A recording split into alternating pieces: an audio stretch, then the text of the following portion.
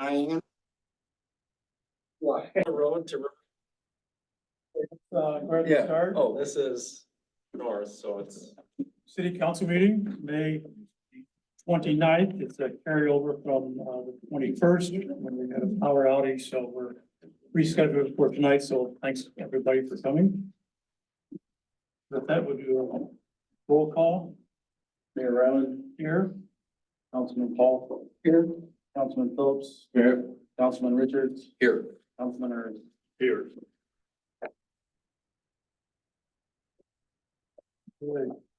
Next item is approval for agenda. I would like to. Yeah, wait for. Make any changes we have to.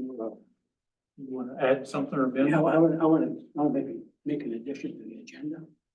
Under new business, I'd like to pull pages 1 from the check register and 3 from the expenditure report. You see our attorney fees are at 99.5%, so I want to discuss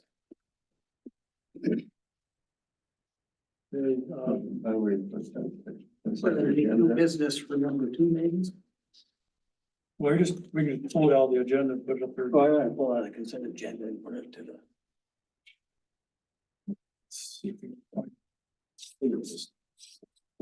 We can just discuss it. Consent, but there's some other. Oh, we can do it different. We can pull it out of the agenda, otherwise it all goes together. Exactly, so, okay. So you're looking for a check that went to the, or a budget revenue Well, expenditure report. one for the check register. Page 1 for check register. Page 3 is for the revenue and expenditure report. So what's the dollar figure for The dollar, consultants you're looking well, the, for? Attorney? the attorney fee this time on this one is 87,3813. On the revenue report, it's line 42,305 under legal fees. Are you on page 1 or page 2? Oh, page 3, right? Right? Page 3, Three. yeah. Page 3, it's in the financial administration down there, 3 or 4.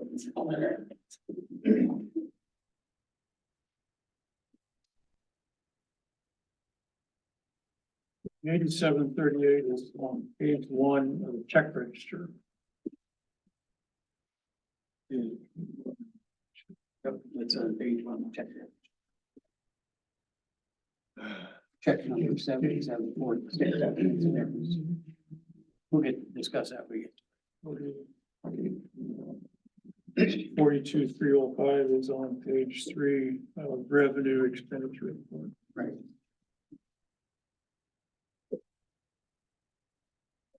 Yep, the page under. Yep, there's a couple. Page 1 of the check register. Page 1. Okay. I got page 1 here. so Page 3 of the expenditure report. I got that one.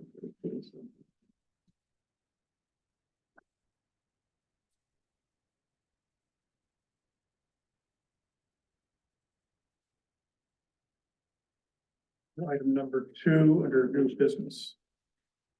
I'd like to add item number 3. With budget items as well. One budget item is page 1. Of the reimbursement expenditure report. 35079. 41100. Okay, the first one was engineering. Yeah.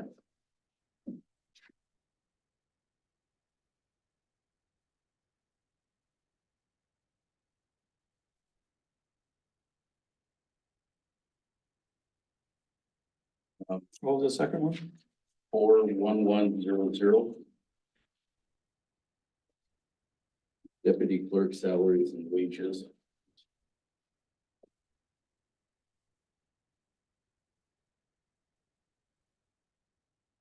Sorry, that 41100 is under like all of them, so With that, it's under a bunch of them.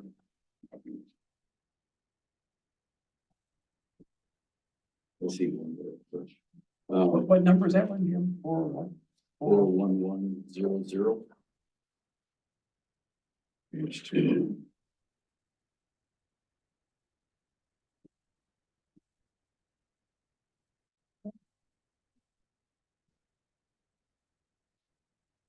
And then the other one is, let's see, we've got salaries and wages.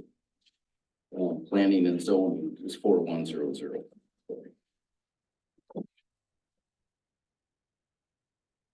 Let's see, we're over there. And our budgeted amount, the amended amount is dropped significantly. What is that line number? Pardon? What is that line number? Yeah, it's page 3 Oh, okay. and it's 4100 is the number. 41100 under department. Yeah, what did I say? You missed the 41, yeah, 411, sorry.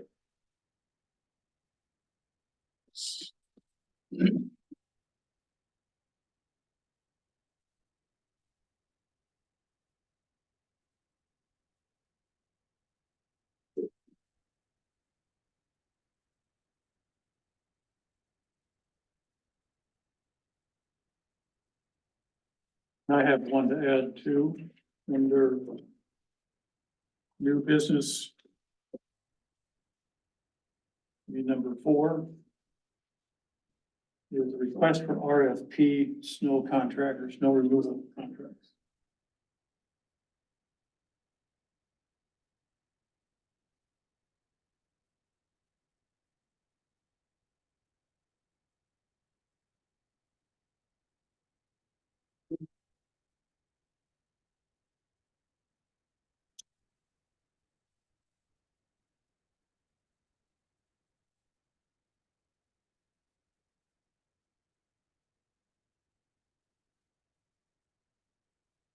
Right, so we have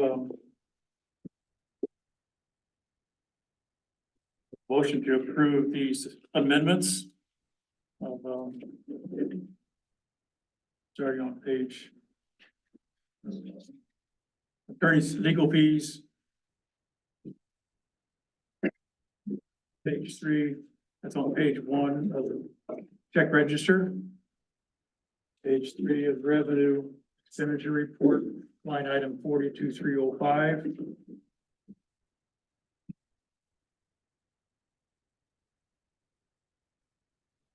Line item 41100 on page 2. Line item 435079, page 1. P and Z. Count 41100, page 3. And the snow removal contract RFP under C.4. No, that's not right. New business, it's under, new business number 4.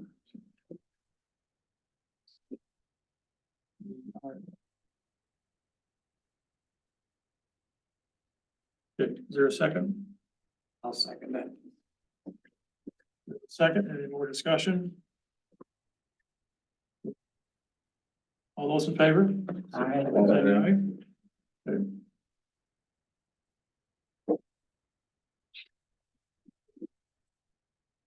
Okay, public forum.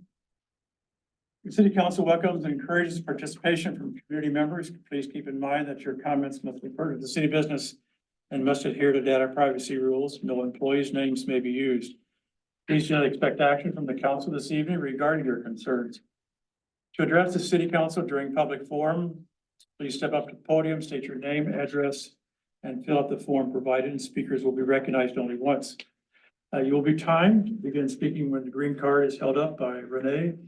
The yellow card indicates you have 30 seconds left, and the red card indicates you have reached your 3-minute limit and must stop. With that, those speak to the public forum, please come forward to the podium.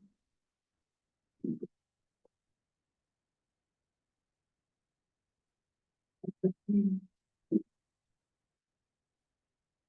have one from my son, but I said I actually want to know, so I have to get one. I'll read off my phone. Are you Give ready? it to me afterwards. Okay. I just printed out a sheet. I'm gonna read verbatim what's on here. Oh, I do have one extra for you. My name is Melissa Griggs. I live at 1838 Kings Drive Northwest, Orinoco 55960, which actually is township. Tonight I'm here in the capacity as president of, Downtown Orinoco Gold Rush Days. I missed the cutoff for the agenda, so decided to come in as public speaker. I understand that there won't be any mention, but wanted to get some food for thought out, to the board, maybe for that June meeting. Dear Orinoco City Administrator, Orinoco Deputy Clerk's Office, and Orinoco City Council members.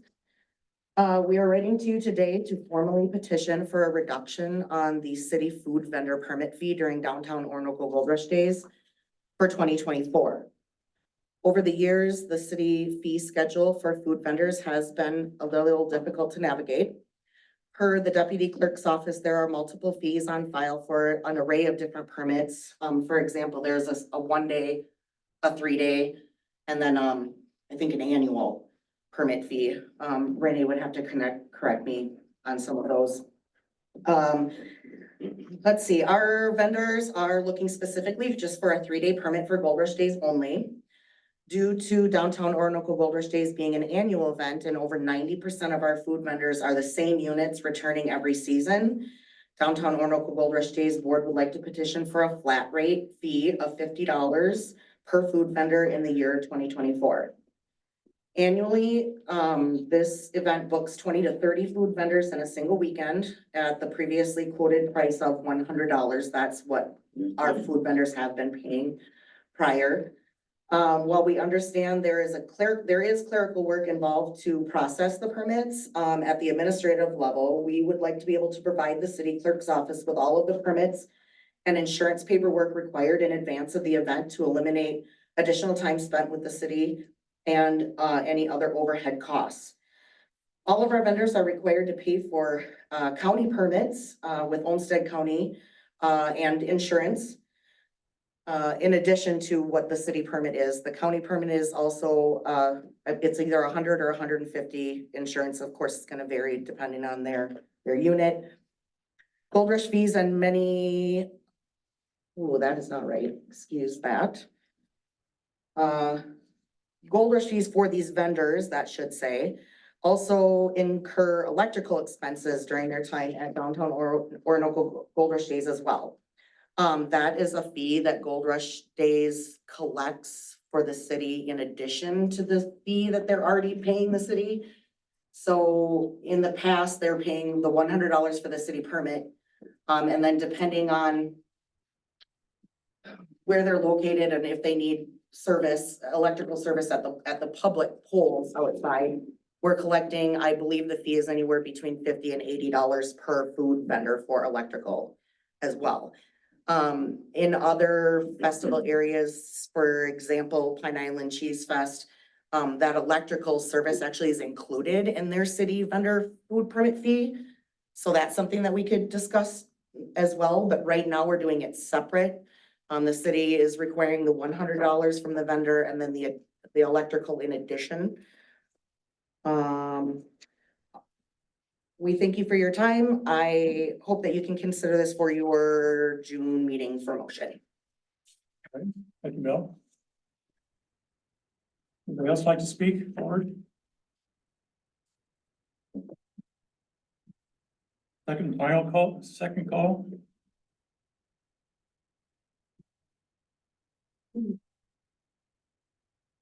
Annie Johnson, 475 River Park Road, Southeast Orinoco.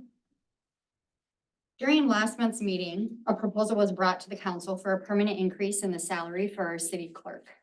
She had been receiving a $2 an hour increase since the firing of our city administrator due to the fact that she was now forced to do the work of 2 people. Her new immediate supervisor, as well as the mayor, spoke very favorably of her and with gratitude for all of the great work she has done for our community.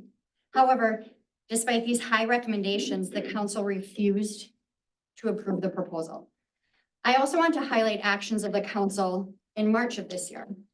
During that meeting, the council voted to close the meeting to discuss what they described as excessive force allegations that exist against a new city employee. I was present during this meeting and heard our city attorney give very strong legal advice against closing the meeting. The following are some of his direct quotes. Quote, "You are going against my advice." Quote, "There is no legal warranty here that what you are doing is okay." And finally, quote, "We are not doing an open meeting. The employee is not here. And it seems legal warranty is a concern for the city. And I don't think it's something the city should consider doing, putting the city at risk and the taxpayers at risk." I mention this incident because as elected officials of this city, you are to safeguard the best interests of the community. Perhaps that you feel you are being good stewards of taxpayer dollars by not paying the city employees what they are worth.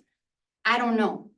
But then please explain to me how you are being good stewards of this community by ignoring the counsel of the city attorney that we pay, I'm assuming more than our clerk, thus putting the city at constant financial risk. How is this responsible behavior? And finally, to close, last November, a council member is on video during a meeting discussing a proposal for apartment buildings when he said, quote, "My concern, and I lived out in Southern California for 45 years, is I just want to maintain that we get the right type of families that are associated with that, if I can say that politely." This comment has yet to be acknowledged by the councilman who said it or by anyone else seated on this council. One can only assume at this point that your silence regarding this bigoted comment equals agreement. If that assumption is incorrect, it's time you speak up. Oh, and as a reminder, all of your job performances are due in November. Third and final call for public forum. Seeing that, we'll close public forum at 6:47. Make note that Councilman Richards is laughing at the public, Make note, you don't know what I'm talking about, so laughing at. please be quiet. You're laughing at me. You're the council. Wanna make Let's have order, please. Between council and residents. sure you trade community members. First item is just an update on Public Works. One of the employees, Caleb, a new employee, is scheduled for pesticide applicator training first week in June. And there's also an update from Kane regarding some update on the wastewater treatment plant and interfacing with the developments and connecting the cities. Subdivisions, as well as just ongoing issues with the wastewater treatment plant. And I believe maybe Joe will have some additional comments in his report. Water and sewer. First recommendation, well, let's see. Yeah, right. We need an approval off of this for Caleb. Yep. I don't think we do. It's It's in his budget. part of the Yeah, training. no, I would make a motion otherwise. I think it's great, but that's great. Yeah, I didn't know. Okay, I will just- Make a motion to approve this for Caleb to attend this for pre-certification. for a second. Second.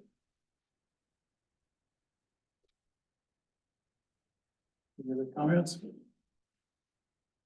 All in favor, signify by saying aye. Aye. Aye. Opposed, that's approved. So on water and sewer, our first item is a recommendation from council regarding having Fitzgerald Construction connect the Riverbend Estates subdivision to the city municipal sewer system. And handed out a drawing before the meeting. So Joey, you can speak to that, please. Yeah, just real quickly, since we had the delay in the meeting, we were able to produce this drawing. We, did get out to the Riverbend Estates, community waste treatment system. And, as you remember, those folks petitioned the city to connect them to the municipal wastewater system.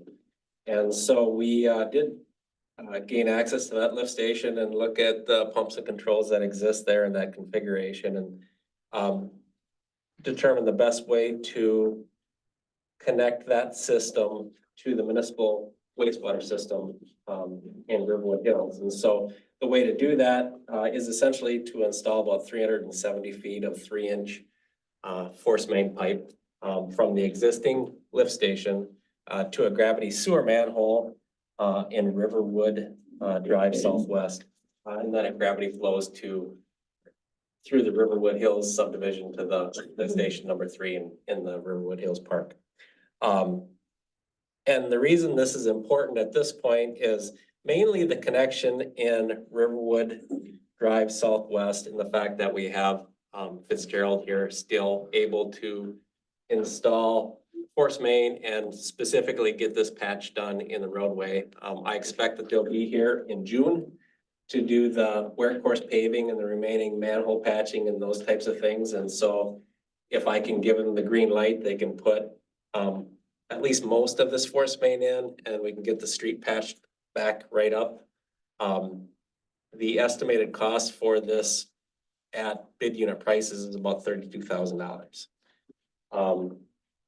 And so Fitzgerald seems willing to do that. We're still working with the contractor to get quotes to do a little rehab with the lift station. We'll bring that back to you. The things that we want to do with the lift station are add a receptacle so that we can have a generator hookup receptacle in case there is a power outage. And then the second thing is there's no dialer or alarm system that would essentially call out and notify the city that there is a problem with that lift station. So we'll have to work with the electrical contractors to get a quote to do that. But I think what I'm most interested in is getting that force main in and getting the street patched back up in short order here. And again, we've got bid unit prices that are pretty favorable to do that work. So if you want to do that, I can have Fitzgerald do that. We could either add that to the existing contract using the bid unit prices or, well, I guess that's the way to do it. So I make a motion, we approve Fitzgerald Construction to look at the quotes and to get quotes for the. Well, we have So I just. bid unit prices, you know, because we put in a bunch of force main and 3-inch force main and valves and things like that. So we use the bid unit prices and the links and it comes out to, you know, $32,000 worth of work. Excluding some of the dialers Do and we things still like have that. do we still have the funds available to Yeah, us? there's funds. Paul's asking if the funds are available. Funds still available for that, throughout our project? That is a good question. Whether we can continue to apply this through our loan, we'll have to probably talk to PCA about that. The other option is to pay for it. We will have assessments coming in for the 17 properties, you know, so that it'll be about $175,000 worth of assessments or $170,000 worth of So assessments. the assessments will actually cover the cost of it More than covering, yes, and then some. which they should. Yeah, and what just so everybody remembers, we talked about it in the past, we've been just kind of talking about assessing them 1 ERU for this work. Inflated, you know, plus inflation over the last 2 years, which we've increased the fees by 5%. Wasn't there one time we were looking at a difference on a 30-year type of a loan for what regular residents are, and that was gonna be a 10-year? Wasn't that originally what was for this. was discussed off of that? We could do that. I mean, I Yes. thought that's what you had originally discussed and proposed to them off of that, and I think they were agreeable to that, if I understood right, for with their HOA. I honestly, I don't remember what we talked about in terms of the term, what we should, Cause I'd like to look at that, okay, you know, and again, they came in after the fact of what there was, you know, and what we had with that, you know, and so I'd like to take a look at that, you know, let's get an option of what we've got. and we'll have to look at the process for assessing them. There'll have to be a public hearing and those types of things to do this. It's just that the construction piece is a little time sensitive, and we can do it later, don't get me wrong, but it's just a whole lot easier to do it when. No, I understand that. I'm just saying I don't want to make sure that we don't forget about those things that we had talked about that were there, okay? Especially after the difference of the 10-year versus the 30-year. So I make a motion to go back to my original comment. I make a motion, we approve the having Fitzgerald Construction connect the Riverbend Estates subdivision to the city municipal sewer system. For a second?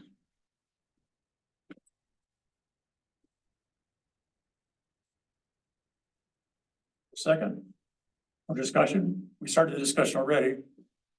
So we talked about collecting assessments to cover the costs. So is there a second? What are the options? I mean, Fitzgerald or who? Well, let's, we can have a second, we'll have a discussion. Anybody want to make a second?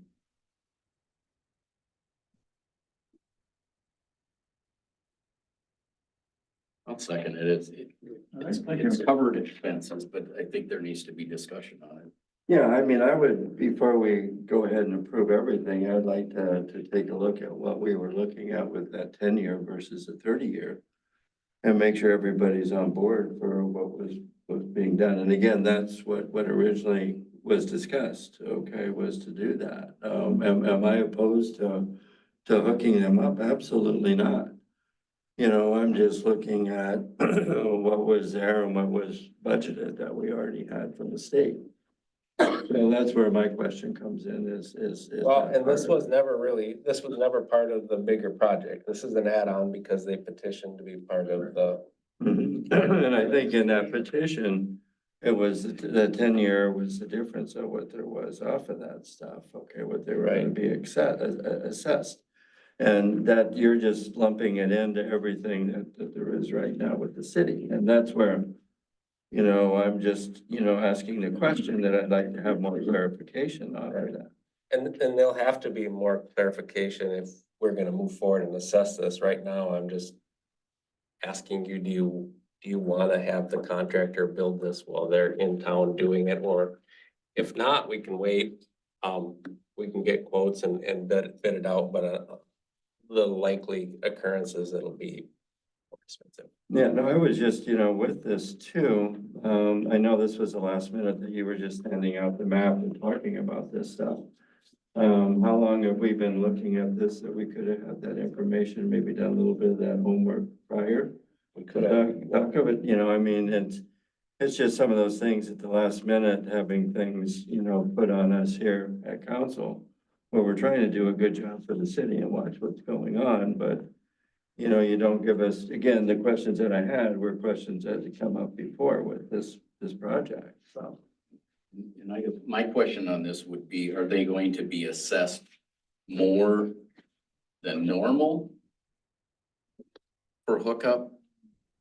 Or is it the same as everybody else? Well, we haven't decided anything on assessment. This is just, do you wanna have the contractor build it? But there are options for assessing it. We'll have to have a public hearing for that and discuss that. Being it's after the fact, because we. Yeah, that's the only thing that I'm saying Right. is But that part of it, so. And if you remember, the assessments are made up of, you know, plant investment fee, which they would pay, and a sewer availability fee. That's the trunk sewer fee they would have to pay, and then there's the lateral fee. And so the combination of those really make up the assessment. And so are the costs here for that? Yeah. I would suggest using a similar formula that we used in the past, and maybe even the same rate adjusted for inflation, because that seems equitable to me, but you don't have to. Would we need to assess it if the whack and sack fees are equivalent to that or then some? Cause you're saying the cost is 32,000, the assessment approximately 175,000. Right, so yeah, if you take How many lots is it? 17? 7, They did petition us too. It was after the fact, but it was after we had submitted the plan, so it's not a new subject. It's just a matter of when we're going to do it. And that's what the Water and Sewer Committee, if you check the meeting notes, we did talk about it, the recommendation. We thought it was a good time to have, Fitzgerald do it, just, you know, eliminates mobilization cost of them being here already. And it's really the same thing we talked about by extending the water in Cedar Woodlands to, to the Glenn's coaches, motor coach. That was all at market-based pricing, but the water line in, so it's the same type of scenario. It's just that here, it's a city, it's a sewer system. That's connecting and we're picking up 17 users. We can use users to help pay for the plant, so. I don't think it's putting the city at an exposure, because we're gonna be collecting fees. Whether it's the assessment process or it's the WAC, SAC and TIF funds. It's gonna be more than 32,000 to cover that. It's the WAC, SAC and TIF alone is $8,817. Well, again, I'm not questioning hooking them up, okay, and I remember the petition, everything else that was done. There was also that distinction that there was on the amount that we're gonna be doing, you know, whether it's 30-year or if it was a 10-year. And still, if my memory serves correct, we discussed the 10-year because they weren't a part of it, which would make a difference in the money that would be coming in to pay for that in 10 years versus 30. So, I mean, there would be a difference on revenue to the city by doing that. So that's, you know, that's all I'm trying to look at, you know. So the 8817 was based on 2022 pricing. So if we took the approach for discussion of the WAC, SAC and PIF, so the water WAC is 3% every year for 2024. That fee times about $2,900 times developable acres. So all those lots are like 1 acre. Well, the water fees have nothing to do with it. I mean, Oh, they I'm have sorry. water. I thought they're on city water, that's right. Yeah, you know, I'm just, yeah, all I'm Just the looking at sewer. is just So the that. sewer, the PIF, and Well, the, sewer availability in the PIF Yeah, are the two. exactly. well, the TIF fee for them is gonna cover the cost of it, so why wouldn't we do it? No, I'm not questioning doing it. I think that that's the right thing to do. What I'm looking at is we do this, we hook it up, but we haven't notified them of what the actual cost is gonna be. And I'm just trying to say, are we putting the horse, you know, after the cart or the cart first, you know, that we look at that. That's my question that I have off Well, of do it. they, And I still want to get it done. So don't get me wrong. I think that it's the right thing to do without a doubt. And we don't have to complete the connection, but I would like to get the force main connection to the, in the roadway made. So then that street gets patched, we can bring the force main to the lift station. We don't have to physically connect them yet until. Okay, no, that's Okay. different than what we're looking at. Okay, so that's a different, you know, different way to look at it. So if that's the way you're looking at, if you want to do it that way, propose that way, Mhm. I'm all in favor of that, okay? I just want to get the other clarified before. No, that's a good question. they petitioned the city, is it the whole neighborhoods, Yeah. the neighborhood Yeah, organization? the HOA came and petitioned at that time, I believe, so. Why would, well, let me ask this, why wouldn't we complete the connection? No, I'm with you on that. Well, no, the only thing is I just wanted to look. Because if we have just certain number of users that have the 30-year at the percentage rate that we were given, that's what we got our loan and our grant from the state. This is adding extra people in there. You know, if the state will say, go ahead and go with the extra people for 30 years at the rate that we got originally, I'm all for that too, but I thought that we couldn't do that. We had to turn around and do a 10-year, and it would be a difference from 10-year versus 30-year. So you're, Is that the way you know, addressed it, Joe, if I'm correct? Yeah, if, well, you have the ability to assess it 10 over 30 years or 20 years or 15 years or whatever you want to do. We assess the sewer project at 30 years. Typically, cities don't assess at that length. The reason that the term is as long as it is because it's subsidized by the state. That's why I'm looking at that subsidization that there is with it. Okay, that's where, That's the difference. So that's the your, difference, so. so your actual concern is the state's response. Absolutely. I mean, if the state will go ahead and say, okay, we'll let the other 30 years be for those people in the 17, I'm 100% for that, okay? If they don't, the other one that we were talking about was the 10-year. Right, but you're That talking about, came you're up. talking about actual assessments. Is Mhm. it something that we have to assess to cover the cost of it? Yeah. And at some point, it's gonna come, yeah, Okay, I you know, so, just clarification on my. yeah, no, I think that's good. So I don't think anything would, Fitzgerald would start doing any work until you did have the public hearing. No, they would complete that manhole in the street patch in the next month. They're wanting Doesn't it matter. done so they can get the blacktop on. Right. Yeah, That's so right. I'm, if we don't connect it, then we've got it at least taken care of with Fitzgerald, right? Right. Okay, so I mean, we can do that without connecting, then have the public hearing, Mhm. and then connect it at that time that we got everything taken care of. We don't have to tear the new blacktop. Right. Yeah, More of a process, so yeah. Right. so given that, you know, Any other comments? Then all in favor of the motion, signify by saying aye. I, Aye. you want to reread the motion Opposed? then that you're gonna have on that one, I'm fine. Rylan? Approve? No, Oh, yeah, I wanted to reread the motion. I wanted you to reread the motion the way we had it with. Oh, I'm sorry. Is to approve Fitzgerald Construction to connect the Riverbend Estates subdivision to the city municipal sewer system was the original motion. Well, we weren't gonna connect, we were gonna go up, but not connect it. Right, just stop the pipe short of the Right, limitation. right, so that's different than what that one is, Rylan, that's why I wanted to do that, so. Amend the motion to say the construction will stop short of connecting to the municipal sewer system. The lift station, Yeah. existing lift station, yeah. Okay. All right.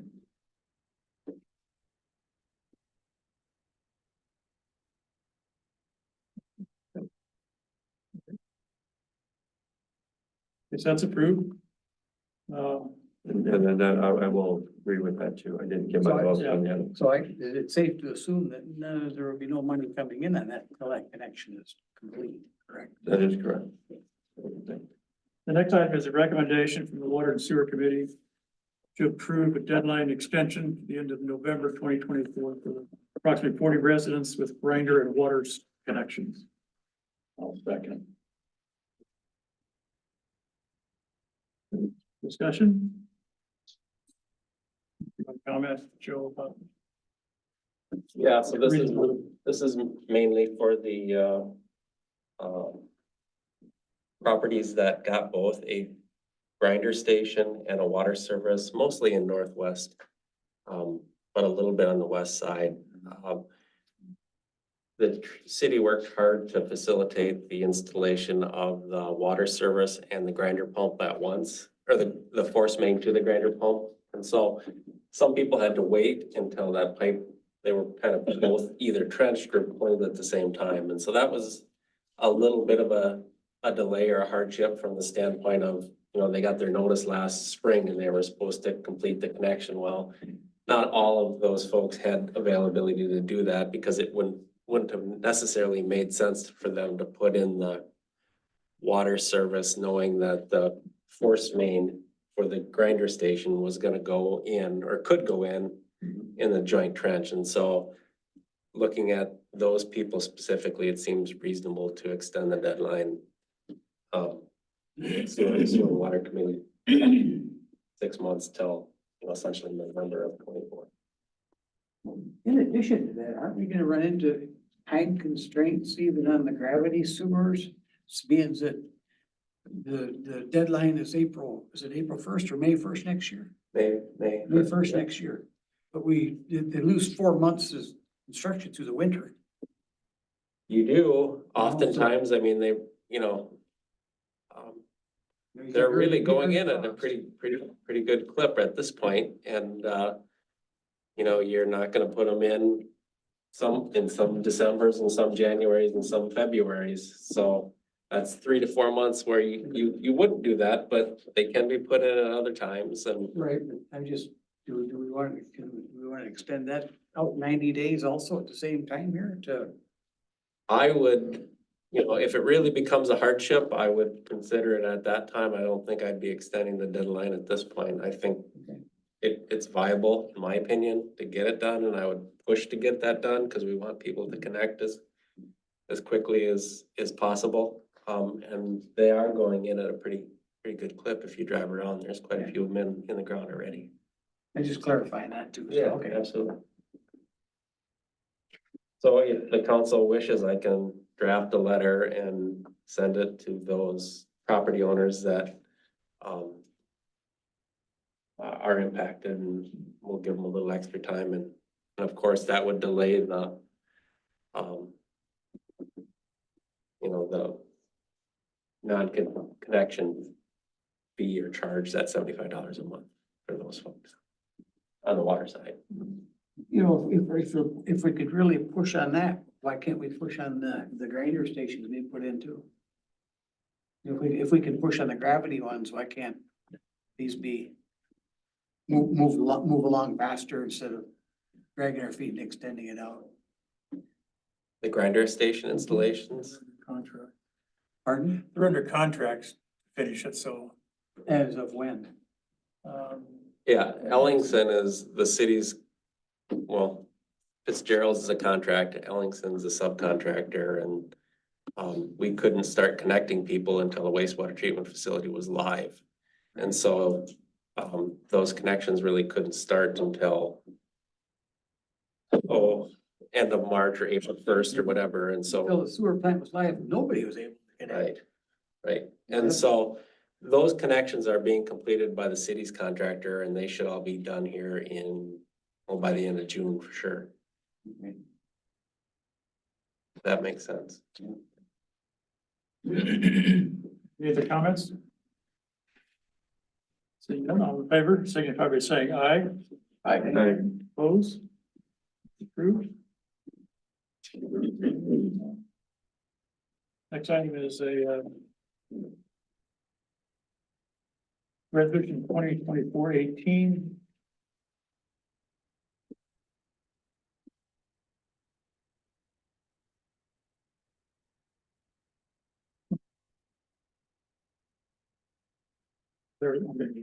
Okay, so this is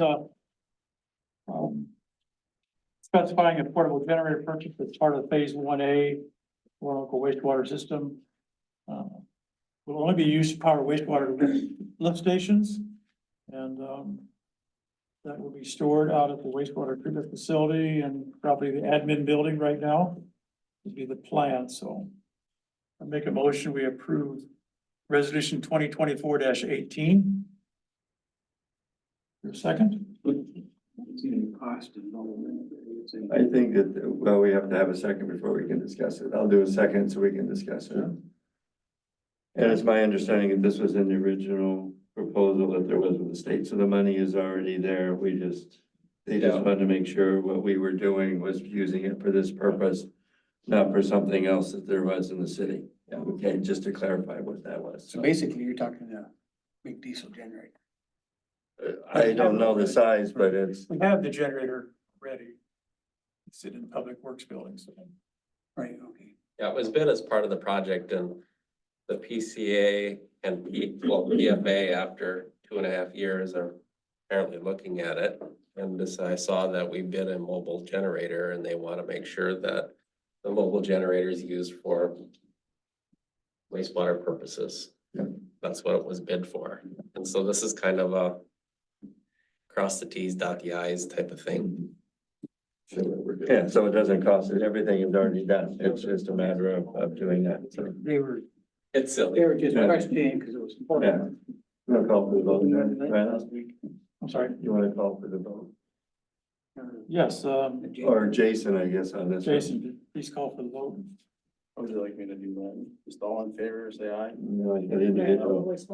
Okay. Gonna do voice vote for it. All right, Mayor Ryland, Aye. Councilman Phillips, Aye.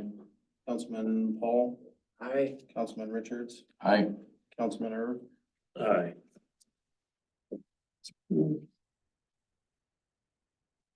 Item is we have, our last meeting, we asked for quotes for appraisal companies to appraise the drain field on Cedar Woodlands 2 drain field. That's part of the Hamilton property. So we went out to 2 suppliers. Appraiser, I think one is Warfield, for a quote of $3,000, not to exceed 3,000. That's the company that, did the wastewater treatment plant at 10 acres. And another is Charles Springer Appraisal for 30, not to exceed 3,500. I make a motion, we approve Warfield Appraisal Group not to exceed $3,000 for the appraisal. Second. So discussion on that one. Yeah. So they did the appraisal for the plan. Did we have any relationship with Springer, or was that just?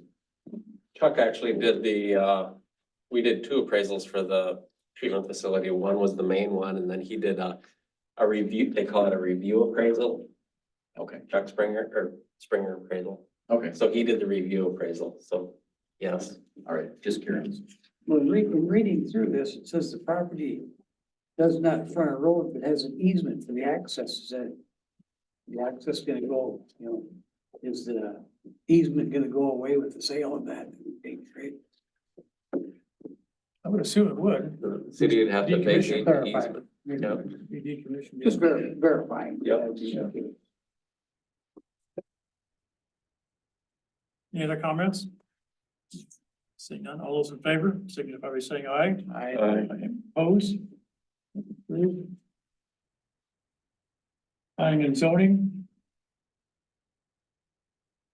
Speak to resolution 2024-21. Yeah, this is a conditional use permit that there is, and I'll just go over the conditions of approval. So we met and had a public hearing that there was with Sarah Wagner. And she modified hers a little bit of what she was doing. So the final one that there is, we liked, which is not having any other structures that there are in the property. So the conditions of approval were, number 1, John and Sarah Wagner have applied for a conditional use permit for home occupation at 309 12th Lane Southwest to operate an online apparel order fulfillment company. No other businesses will be allowed without a new amendment conditional use permit. Number 2, before issuing the permit, the applicant will verify a total square footage dedicated for customary business operations. And for that portion to be used for the business will not exceed 25% of the total area, with a sketch of the floor plan and scale indicating the areas to be used for business. Number 3, the applicant will verify that all other conditions relating to the home application in section 151.062 of the Orinoco City Code will be met. Finding of facts. Number 1, John and Sarah Wagner, the applicants, own property at 309 12th Lane Southwest in Orinoco in an R1 zoning district legally described as follows. Lot 1, Hidden Valley subdivision, City of Orinoco, Olmsted County, Minnesota. Number 2, the applicants have applied for a conditional use permit for the home occupied on Southwest to operate an online apparel order fulfillment company under the business name Assistique Boutique. Number 3, home occupations are regulated under the Orinoco zoning code. Number 4, the applicant has stated that no interior modifications will be made to the structure. Number 5, the applicant will verify that the business will comply with all the standards in section 151.062 before the permit is issued. So those are the findings of fact. It was approved. Planning and zoning. So I make a motion for this to be approved to the city council. Yes.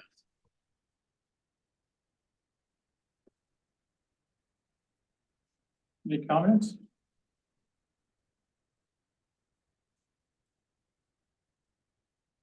Seeing none, all those in favor?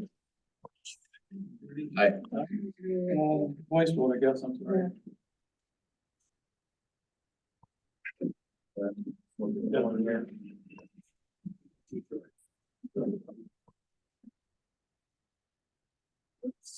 that.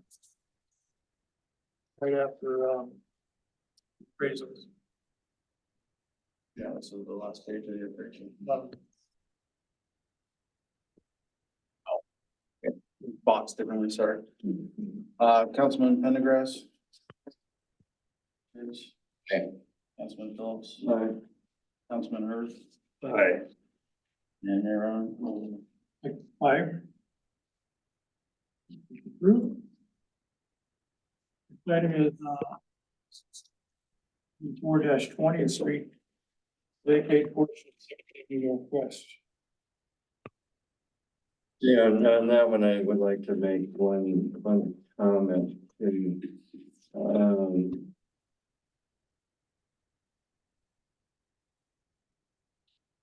I'm looking at that and I know when we had the public hearing, there were, some by these people, that it took a long time for them to get the approval to make it to planning and zoning. Looking at what we have here for, the application, it was put in on February 12th. We didn't get a chance to see this or look at it until our meeting that we had in May, which is, kind of a time delay. I'd like to see what was going on with that, why it took with planning and zoning, because we do want to act within the 60-day rule that we have, and this one far exceeded it. The other one was actually at 58 days too, with the Sarah Wagner on that one, which kind of is troubling as well. But that being said, this is for resolution 2024-20. And I'm gonna go with findings of fact. It says Stephen Gable owns property at 115 Avenue Northwest in Orinoco in an R1 zoning district that is well adjacent to the properties legally described as follows. And this is lots 15, 16, and 17, block 1 and lots 7 and 8 in block Orinoco, Homestead County, Minnesota. And number 2 for the finding fact for approval, there's a 3-foot wide public right of way adjacent to the above noted properties of which Mr. Gable has applied to vacate a portion.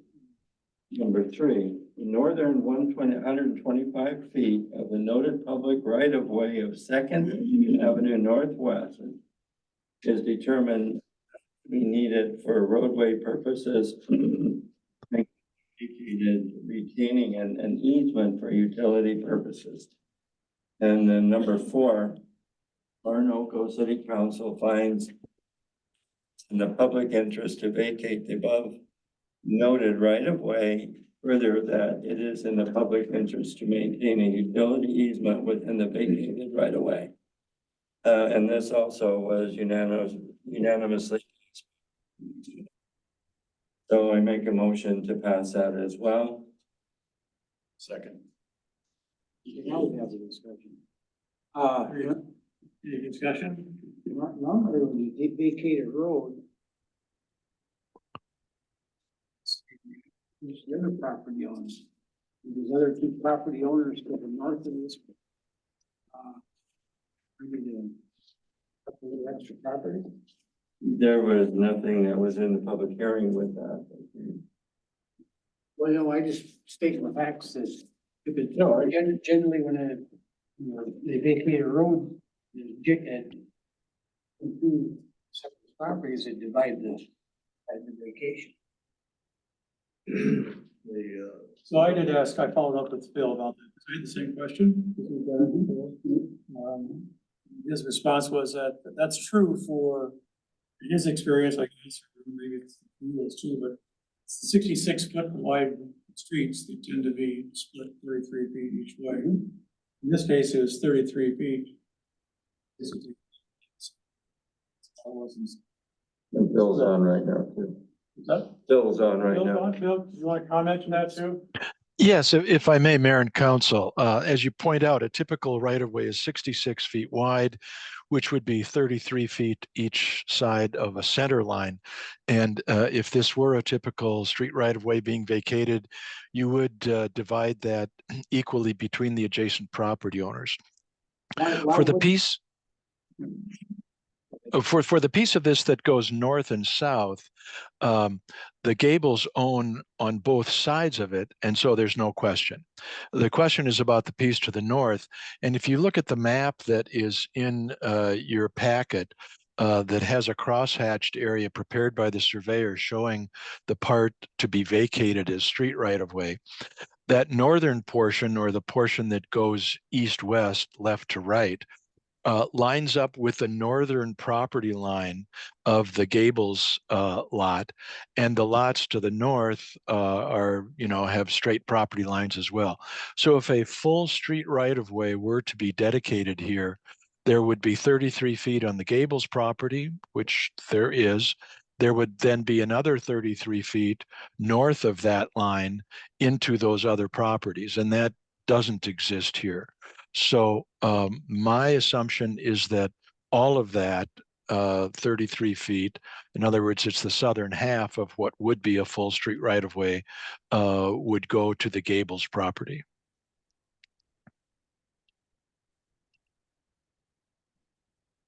Clarifying that. All right, thank you, Bill. Maybe the fight over the rhubarb patch will be over with. There's two neighbors that were squawking back and forth about that rhubarb patch.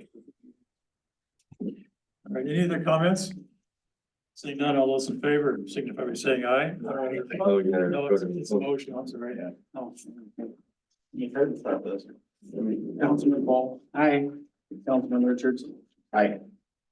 Councilman Phillips. Aye. Councilman Irvin. Aye. Mayor Round. Aye.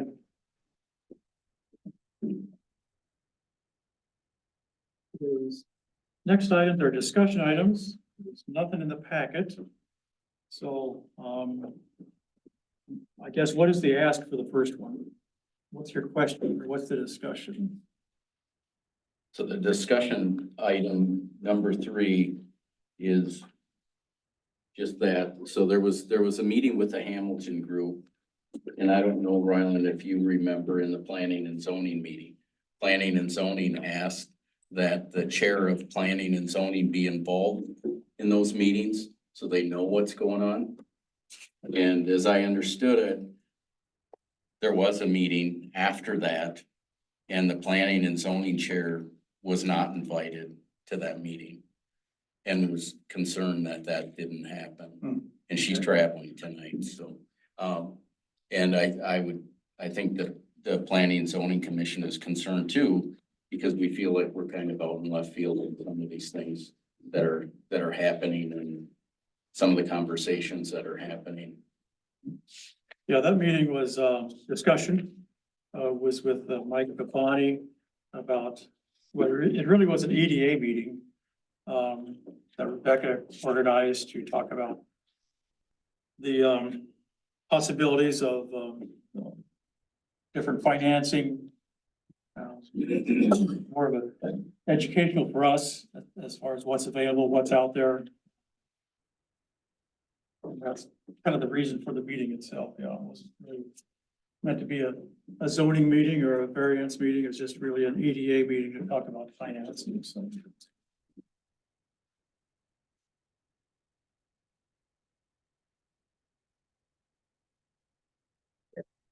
So it's just purely finance. That was the purpose of the meeting, yes, yeah.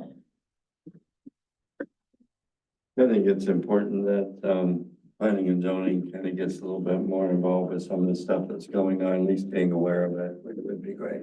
Right. Yeah, and because there's things that are happening in the city that P and Z that didn't go through P and Z for reasons that are within the guidelines. But we haven't heard of anything, for instance, Dollar General. P and Z's been asked questions. I've been asked a lot of questions. There's been a lot of things on Facebook about it. And no one had any idea. I You think know, that's- And You know, yes, it was on there was a list item in, I believe it was the March meeting, but it said pending, so that meant nothing to any of us.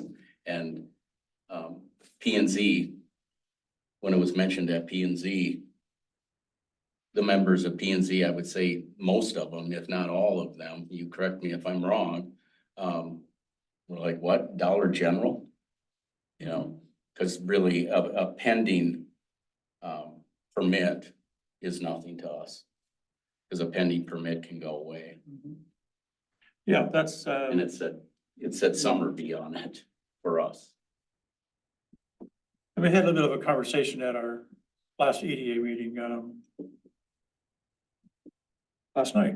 And then we talked about the EDA, and as it's always been described to us, the EDA reports to council. It doesn't report to P and Z, it reports to council, so that's our recommendations come to council. So in this case, we were talking about economic development, and there's gonna be more. We talked about going forward, how we can educate, as we talked about the Hamilton, and how do we educate both city staff, planning and zoning, EDA and council. And so there is a request to talk to Mike Babani, to have him at some time. I haven't heard back from Rebecca when we were gonna do that, but the idea is that, have an education, meeting about tax abatement or TIF, but mostly on tax abatement, in this case with residential. So we're formulating a training session. It's not gonna talk in specifics about Hamilton, but it's just gonna talk about tax abatement, what tax abatement is all about, the pros, the cons. But it won't be a discussion about Hamilton, and that was specifically mentioned in my discussion or comments with Rebecca, that it's really meant to be an educational, and I've been in sessions with him over the years where he does give an overview of tax abatement, and here's the pros and cons, how it works, how it applies to residential, more so as opposed to TIF, which applies to commercial. And so we got that being hopefully scheduled here in June, so, and Rebecca was gonna touch with Kathleen, the chairperson, and with Jason or Renee or myself, when availability of everybody, so we can kind of educate everybody. So that's the plan. Right? Yeah, transparency is all we're asking, What guidelines? because were we you don't referring to? want to look dumb. What's that? What guidelines were you referring to? You said guidelines. I just wanted to comment, I want to comment about, Because things. I understand P and Z's role, and Yeah, And- what guidelines? That's what I'm asking. Looking for direction on what guidelines you're referring to. So we've got somewhere to kind of judge off of. In terms of guidelines. You said guidelines. Well, It okay, doesn't fall P and Z guidelines. So I'm trying to within the figure out- guidelines of, if the permit falls within the, like, let's say, R1 or an R2, and what they want to build falls within that, it wouldn't come to us necessarily. Correct. You know, I think that it brings up a question. Did you want to finish yours, right? Yeah, right. Okay. so P and Z's role, and you started to talk about, you've identified, or we put together a zoning map and future land use map of R1, R2, B2, L1. So that's what P and Z has contributed to the city's growth. You've identified anybody that wants to come into B2 with a Dollar General store. Doesn't require planning and zoning. There's no rezoning. Mhm. I'm not aware of any variances. Of course, you'd see that. But to me, P and Z's role is already established by the zoning districts. And so if a person comes to wanting to build, he's got the guideline of where I can go, where I can't go. If you can't do that, then that person can come to P and Z, hey, I want to do this. And that's your role. E and D at the same time is we're working even further up front with people that want to come in, like Hamilton, to talk about how we can, what can the city not offer us, but how can we discuss with city what's available to us? So that's what we're talking about, tax abatement. Tax abatement is very popular for residential developments like this. So that's kind of what we're going for now. Dollar General, just, that fell in that bucket of here's a landowner, I have a business owner that wants to come, you can do it. There's really no discussion, because it's already zoned to fit there. So could there be awareness? Sure, there probably could have been. But from why didn't P and Z get it? There's really no reason for P and Z to see it, because you've established your guidelines already. Right, and I think, Ryland, you hit it on the head, it's just awareness, because Dollar General's a big thing, that's a big business. For P and Z to be aware of that, I think that's very important, not that P and Z has any action to take whatsoever. Right. You know, and that's what I was talking about with guideline, it fit. And I think some of that comes though with those private businesses coming in to do this, they have the right as to when they want information released. And obviously, there's a point where that information is gonna become public. But until then, it's kind of up to them as to what they want released to who and when. And I think that your point is well made, Jason, off of that you've got to be, otherwise you end up with a bidding war and all Right. kinds of things that go along with it, which makes sense. So I think that once it becomes public, which would be at a point where you put in for a permit, then I think that times change after that point. You know, but the rest of it, I'm in agreement with what you're saying and what's going on for those other businesses. Well, if you're talking about permit, maybe we get that point for that to be. Well, I didn't know if we wanted to do it now or let's do it, well, we could do it now too. Oh, no, we have that sheet that shows our permits that we discussed. Yeah, and- They're brought forward each month. Maybe just add a line on it, the property address. But it's kind of interesting because this is what we got for planning and zoning for permits, okay? And it's a real simple little chart and it says residential burning, 1, plumbing, 30, irrigation, 1, signs, 0, building, 5. That's really not very detailed on what's going on this stuff. And as I'll speak to that, because as I addressed it, that was something that I put together. Renee was gone. I had missed the printout that she had and it didn't get put in it. That was me. I put that together because I was trying to get something to put together. That's not typically what we see in there. And that's what it was. It's been discussed individually with council members that have brought those concerns to me and addressed, so.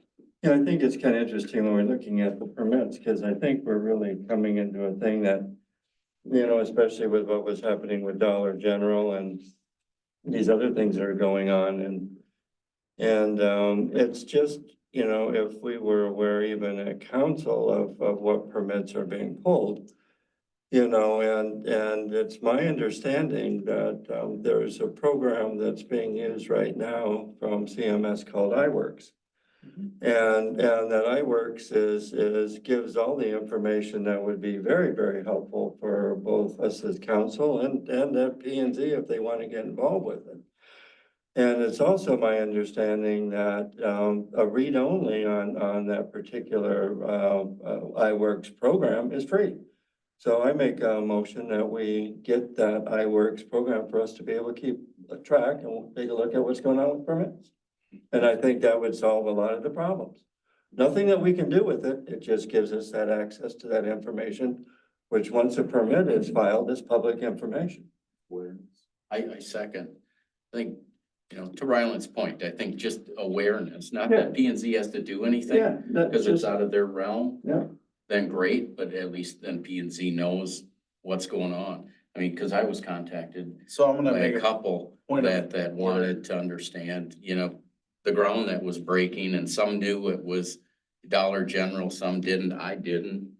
So, you know, we're unaware. If I may, and I'm gonna reference our attorney here on this, when making motions, that stuff has to be done as prior, all that stuff has to be put in prior to, or is that something that can be done during the meeting? I don't understand. What do you mean? So like when we make amendments to stuff, now there's trying to be a motion put in. I wanna make sure we're following the meeting rules, that's what we're trying to do here with a lot of this. You know, is that something that can be put in right now, or is that something that had to be addressed at the beginning of the meeting? So you're saying because it was listed as a discussion item? Discussion item, now we're entertaining a And motion. I'm just purely asking, so I wanna make sure we're doing Well- things right. I mean, so at a regular meeting, you can do it for sure. At a special meeting, you can't. Okay, Right. so, no, So that's fine, I just want but clarification. It's interesting because this is a regular meeting, but not at your regular meeting time. So. It's a regular meeting. Well, I think the rule is, I mean, when you have a regular meeting, it is by definition at the time you post. So this is not a regular meeting by definition, because it isn't at the time that you have scheduled. It was reposted though to be the tonight, so.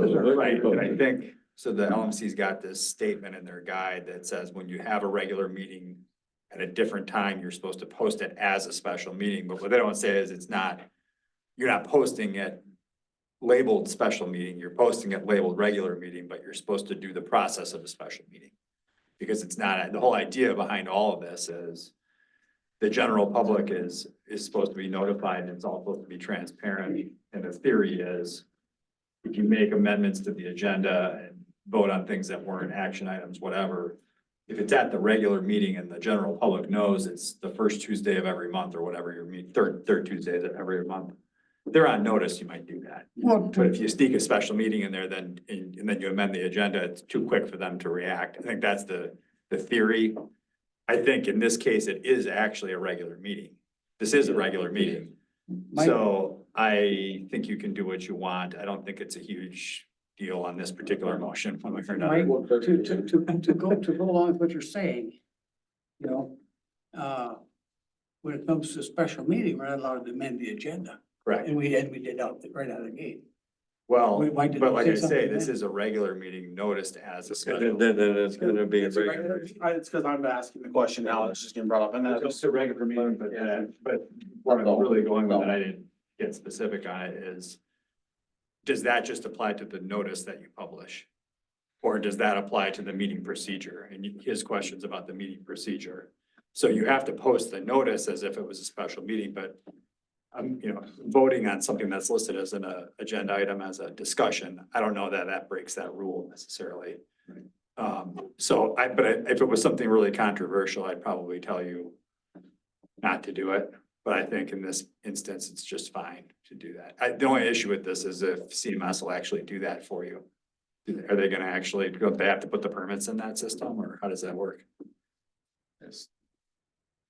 So like, you're gonna, So, and My concern is that the topic was meetings with Hamilton groups and other development group.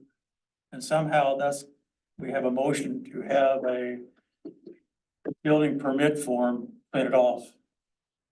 I don't understand well, the other the thing is, connection there. the other thing is you're less than a month away from your next meeting. You could just do it at the next meeting. It's like 3 weeks from now. You know? The question I would have, maybe, that's fine, we'll do it. Now, I don't care. It doesn't. I think it will solve a lot of the issues Yeah, that tend to be coming up and to have access to that, not once a month, but have it where we can get on and we can take a look who's putting in permits on a regular basis, just to know, I think would be great for city council. I'm not saying that. Planning and zoning. I would ask CMS though, if they're able, because they're the ones that are generating the permit, right?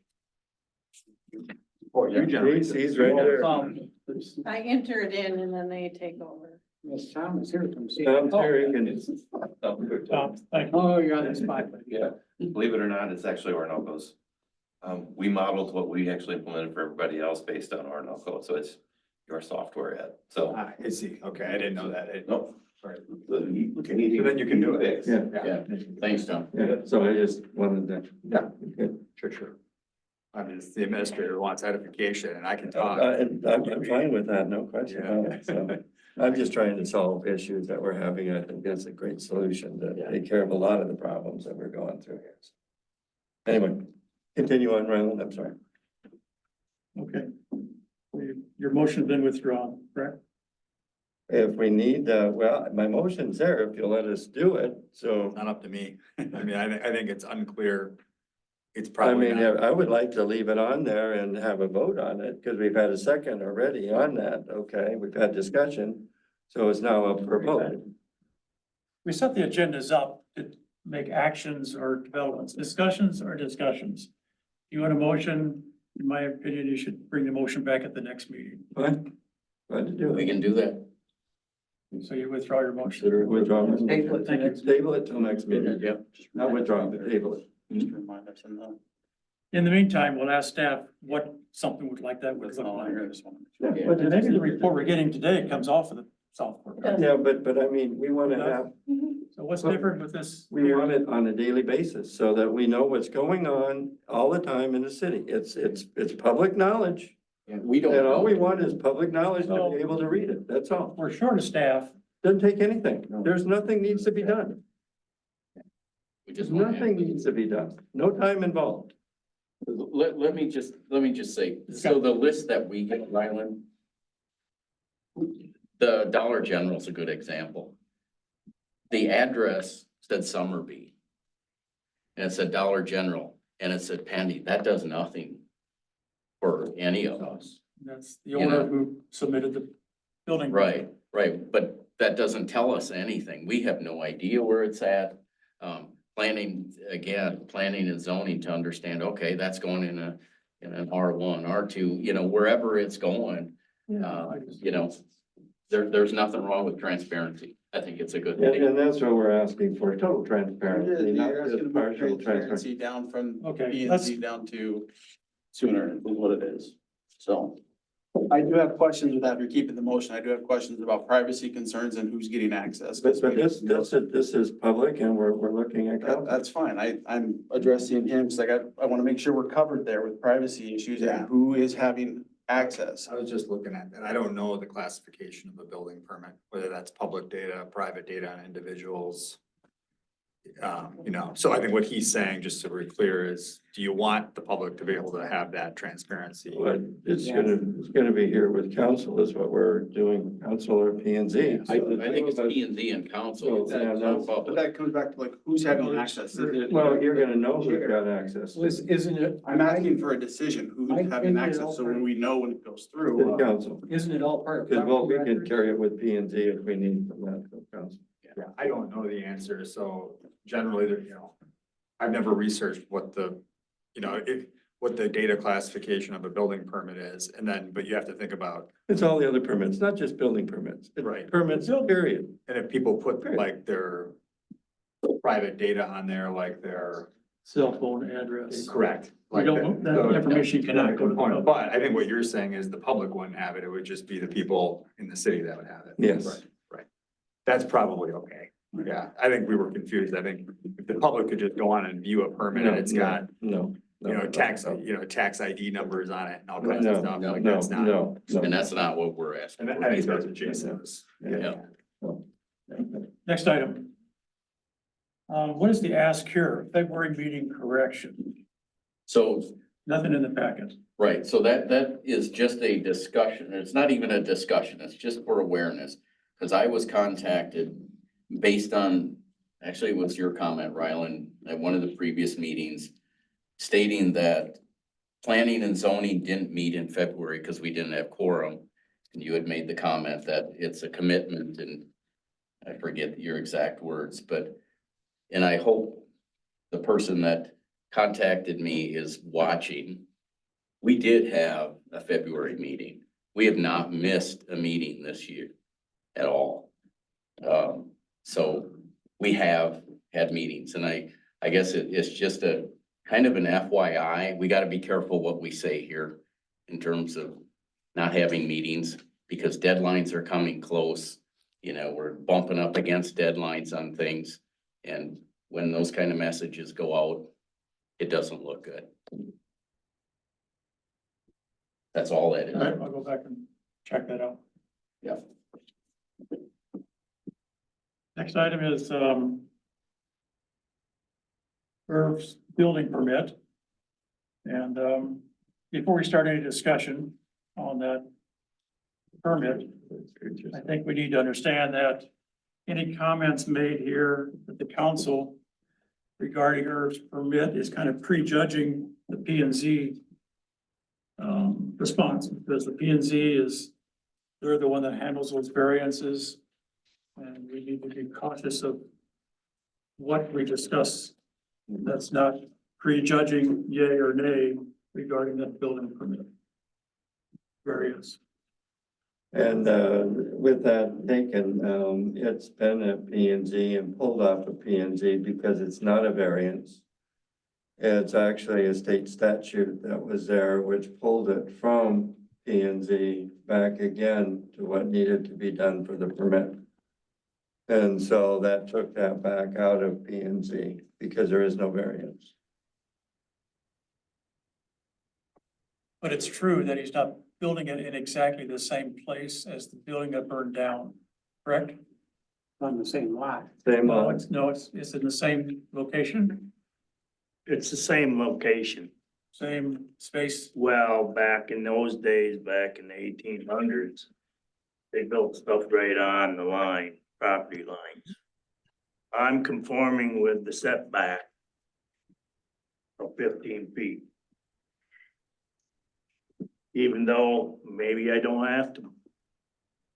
But it's on the same property. Right. So this is obvious, but I think that what you're doing is fine because you're the permit applicant. You're providing information, but this is your property, right? So you should definitely not vote on it. Yeah, you Right, can't I vote. didn't vote on nothing. Yeah, you shouldn't vote and I think you should try and influence the decision-making of the council since it's a conflict of interest. I think you can provide information like it's on the same lot, it's in this location so that they have the facts. Yeah. Just be, be a little, it's kind of a unique one. It's not. And let me go back to how this thing has been bouncing back and forth. To get a permit, Irv needed to turn around and have a drawing of the property or the building itself. To get a drawing of the building, he had to buy the building before the manufacturer would give him the print of what there was so that he could apply it to what there was for the city. So he was caught in a catch-22 on how to do this and get this done. Obviously, throughout the whole thing, there was an arsonist that burned down the building. It wasn't because Irv tried to do anything or change anything. It was an act of somebody else that created this issue. There was a time element that there was with the state of 180 days, in which Irv has been trying every which way he can to be able to comply with what there was for that 180-day statute that was in there, and the statute is in our book, I think, of what he gave us, so. One question, it burnt down the 1st of October? I'm gonna clarify a couple of questions. Burnt down 1st of October? Yes, You applied for a building permit in November, I believe. yes. Okay, so he applied for the building permit less than 60 days after.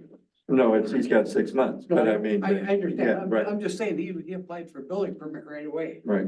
When he applied for that permit, did the city have 60 days to deny him or extend it? Building permit?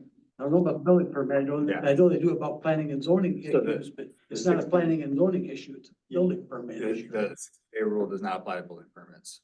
There's a case on that. I think it's a Supreme Court case. It's just a flat rule. Like our law, it doesn't apply to building permits. So, but the statute, I think you're referencing the non-conforming use statute. So that just says you have to utilize that exception to not being able to rebuild something. You don't have to build it within 180 days. You just have to Apply for it. apply for the building permit within 180 days. He did that. So he did that, so. All of the other conditions. I haven't reviewed this, but just on that one issue, the 180 days relates to the building permit application. It doesn't relate to actually constructing whatever they're constructing. So and then no, 60-day rule doesn't apply to, building permits. But if there was a variance permit or something like that, obviously it would apply to that. Bill, you're listening? Yes. Yes, yeah, this has been in front of me, and my understanding of state statute, and I've actually got it open in front of me. It says that a nonconformity may be continued, including through repair, replacement, restoration, maintenance, or improvement, but not including expansion. And so the issue here is, I think you've touched on it, that if Irv were to replace that barn in the same location and the same size that it was before it was destroyed, then he could do that, and the city would be obliged to allow him to do that. And what I would say is that since it was built over the line and into the right of way, he could build a portion of it that wasn't inside the right of way because the city isn't going to allow a private structure to be in the right of way. But if that is moved, 5 feet or 10 feet, or if it's expanded in size or in height, then that is not allowed by state statute as a replacement under that nonconformity section. And so the building that's been proposed is bigger and wider and taller and in a different location. And the city may approve that, but it would be by variance. And so it's in front of us now. And my understanding is going to be heard at the June planning and zoning as a variance for the expansion of a legal nonconformity. So Phil, can I ask a question? Sure. Do you mean to say, I haven't reviewed this at all because you reviewed it and I don't want to bring it up, I can't bill for every last thing in the city, but Right. there is so much square footage and it was equivalent square footage, but it was moved 10 feet away. You would view that as compliance with the non-conforming use statute? I would not. I would say that is not being replaced. At least my understanding, and as I've taught it to thousands of planning commissioners for the last 30 years, is that it has to be in the same location, size, height, even to the extent of it being of similar character. You can't build a flat roof building if you had a pitched roof building. And anything that's different, what you're allowed to do is replace what was there. So it may be that the city is perfectly fine with allowing him to replace it, but I believe it needs to go through the process so that it's clear that it is not simply replacing exactly what was there. Okay, yeah, I get that. When you were talking earlier, I thought it was confusing whether or not you were talking about the size of the building or the location or both. You're talking about Both. I think the height of the barn was bigger than what you had for the new construction that's going on by far, and I think the square footage wise is The barn is bigger. my barn might even been bigger, so it's pretty close. Did you get the prints of the old original barn, Bill? Well, there's a site plan, and I have to say I don't know if the location of the original barn was on there. I've not seen a survey. Typically, for any building projects, we see a survey. I've seen hand-drawn plans. Irv had a survey done, so that's where he knows where he needs to put it because he had it surveyed and paid for that, so. So what I'm understanding you're saying, Phil, he can't move it. It has to remain the same amount of square footage, so if he built it back on the right of way like it was, the city could say nothing. No, because the city controls that right of way. The zoning is for private property, but the city can control what's on, has regulations for private property. So again, it's not that he can't rebuild it. It's just that he can't rebuild it just as a matter of right. I believe if he's going to move it or make it bigger, put it in a different location, then it needs to be with a variance. Can you come up with that stuff, Phil, for us for planning and zoning for that? Yes, yeah. Again, we've got the application and we're planning to have it at the next meeting. Okay, thank you. Thanks, Phil. Yeah, and if there's a survey, I apologize, Irv, I have not seen it. I've seen 2 site plans that you sent us, both kind of hand-drawn things, but I haven't seen a survey. Maybe I've missed it. I don't know if you sent it to Phil or not, or, No, I laid it on Renee's chair when she went to lunch. Just recent? But I have another copy of it, so. How long ago did you leave it? First of April or so. Okay, next item, discussion that you had was the manufactured mobile home park.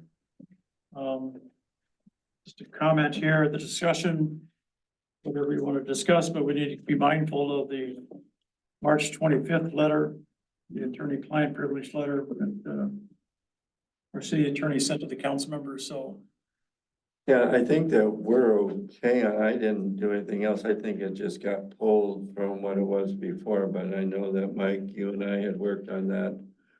You know, and with WSB as well, and so we were at that point, so I wasn't gonna go against a client, you know, privilege at all. I think if things are okay, and we'll just let it go with that, and we won't pull it back up again. No discussion then? No, I would just say that WSB, she wrote an email.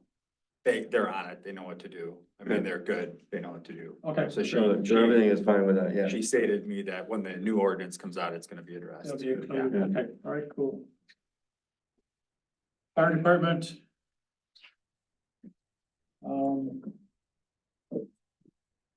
Caleb. I make a motion we approve the new applicant, Caleb Timmerman. Second. All right. You can see by his application, he's gone through some training already. That's great. Here during the day, so that's good too in this job, so. See the ones working for, he's working for the city, right? Yep. Yeah. No other comments, all in favor, signify by saying aye. Aye. Aye. Next item is approval of another set of turnout gear for Danielle White. We have training certification. I make a motion for turnout gear. Second. It's all in the budget, right? Yeah, so many, so, yeah, 6 or 7. All in favor, signify by saying aye. Aye. Aye. It's approved. Parks and Trails, there's a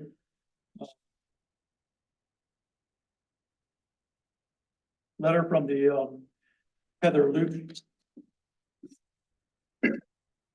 I should say, from MnDOT regarding an MOU, memorandum of understanding of us. Them coming back to us hopefully in June with a market value for us to evaluate. MnDOT will install and pay for a right-of-way fence as a standalone project prior to the summer of 2028 or incorporate with a Highway 52 pavement project program to begin the summer of 2028. So this is just it's an MOU, like I said, just we come to agreement. We talked about it and Parks and Trails.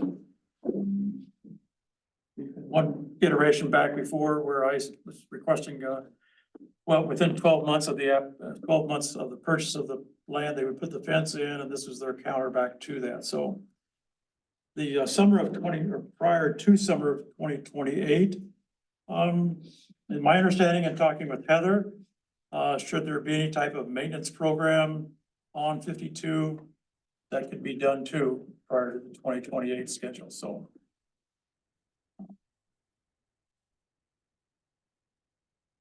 That's some background of why the comments were in the MOU that you see here, so.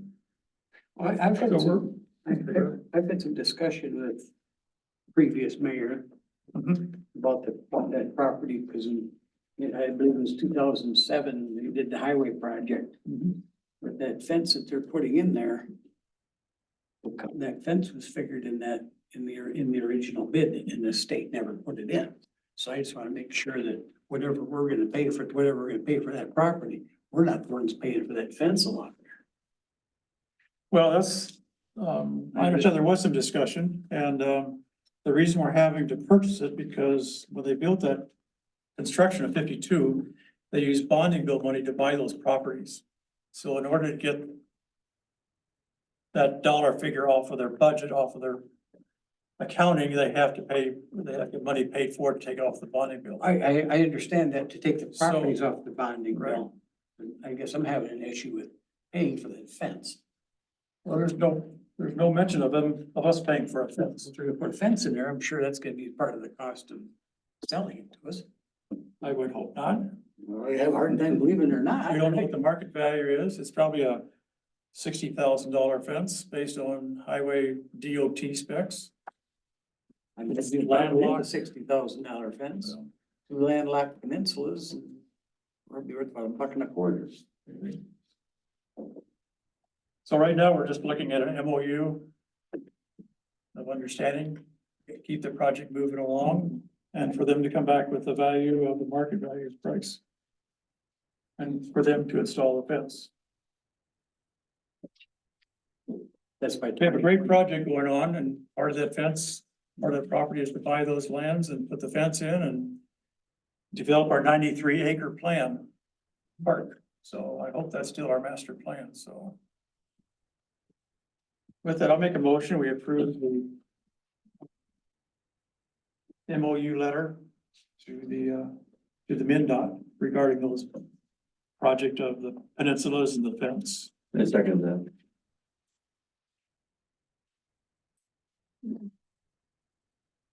I'd like to see it sooner. Keep the deer off the 52 accidents that are out there. It's a safety, issue. All in favor? Any other comments? All in favor, signify by saying aye. Aye. Aye. Approved. Next item is something that came to Parks and Trails. This is a mental health awareness campaign. I don't have the names of the people that came and talked to the Parks and Trails, but they were part of the leadership Greater Mid-Rochester group. That's young individuals, adults that are taking this leadership program, and part of that is to come up with projects for them to work on, their community impact projects. There's 40 individuals that have had the opportunity to learn about the community in Greater Olmsted County, and so they've come back with a project to install these mental health, identifies a community health improvement priority project. And there's some signs, maybe one sign that they would like to put in Orbital Park, I think it is, yes. So, Parks and Trails is asking for approval for them to proceed with that installation of a sign. I guess I would question why.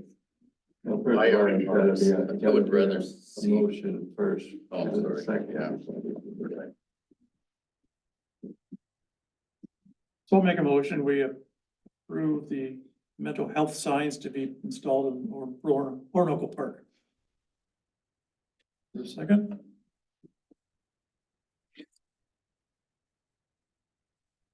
This is is there a second for the motion? Have a discussion? It's a community outreach for our citizens.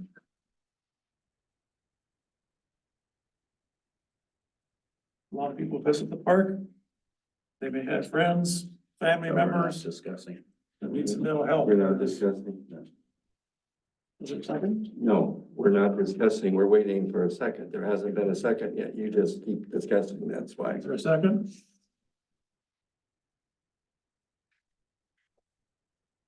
Last time, is there a second? Good. Motion fails. We'll continue on.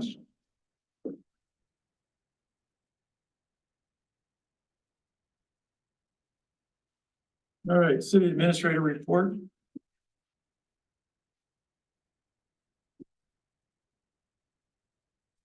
So in your packet, the first item is to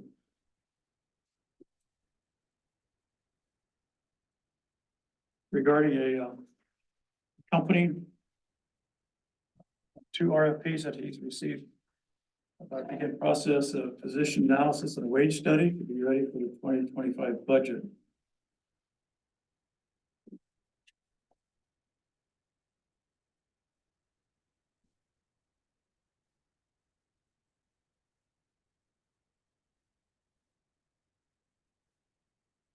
I make a motion, we look at the 2 companies that responded to the RFPs to decide which one we would like to have approved. For a second?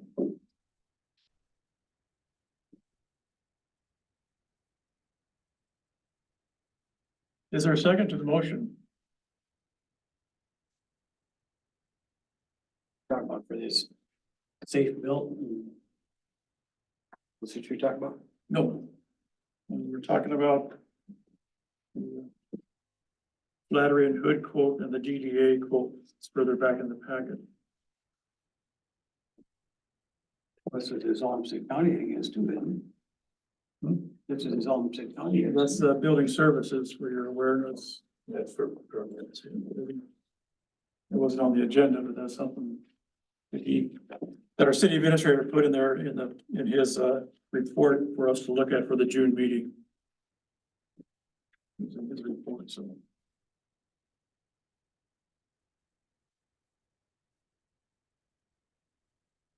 And we have a second for discussion.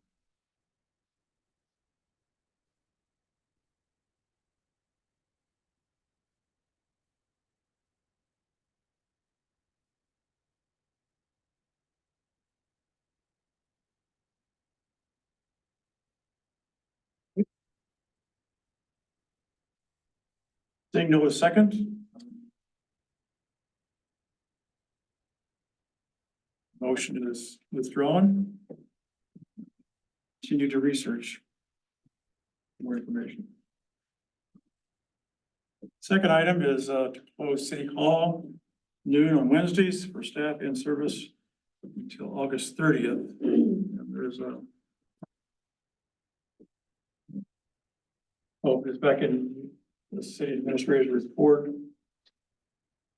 The very last paragraph on page 2.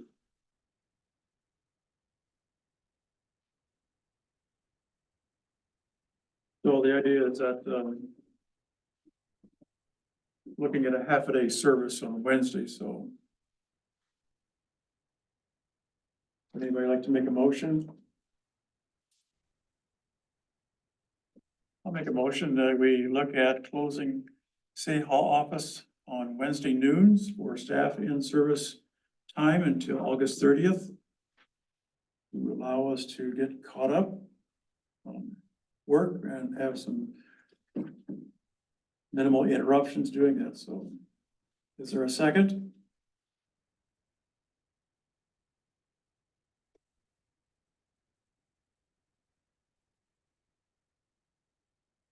One more time, is there a second for discussion?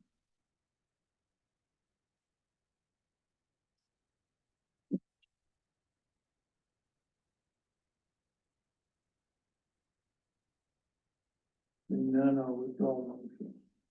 I guess our time. Okay, new business.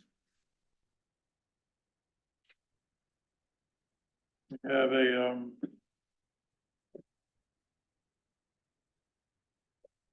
resolution 2024-19. Resolution to accept public safety aid funds and expenditures. Motion to, resolution, I should say, to look at. This is a new one, right? That was just handed out, Brandon? What's that? Is that the 2024-19? Yeah. Yeah, Yeah, what do we got? they had a typo on one of them. Further back after. Okay, what was oh, I'm sorry, am I made a motion first or? Yeah, I'll make a motion. We approve resolution 2024-29. And I'll second that. I was just looking at what the differences were, because I had the original one. Do you have those numbers that were different on that? At the second to the bottom, whereas instead of 199, it should be 166. Okay, which one this This is? is last where, second to last whereas.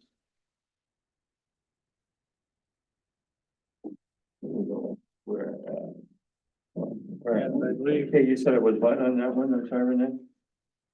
79, 199 is 166.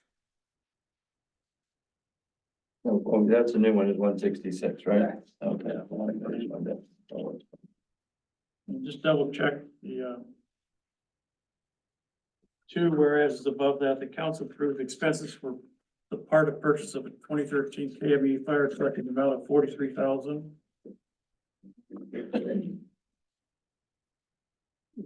That's the number. Is that okay? I already had that number. Okay. Yeah, On the second page, Under A, purchase of 2013 KME fire truck for 43,000.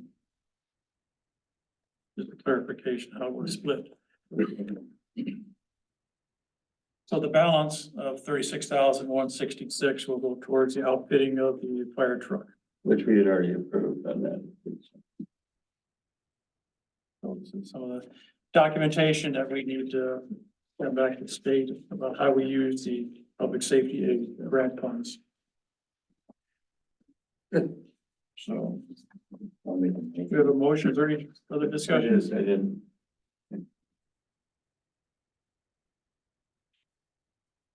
Did you already make one? I made a motion. Yeah, I Jim think I seconded. seconded, so, You did. so we're ready for a vote. Wait, make There you go. one more discussion. Discussion. We'll take the voice vote. Mayor Ryland, Aye.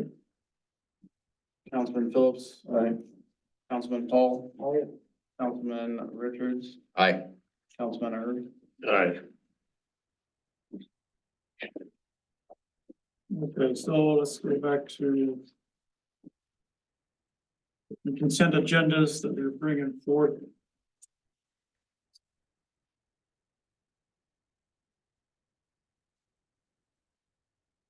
Okay, so the first one was on page 1 of the check register.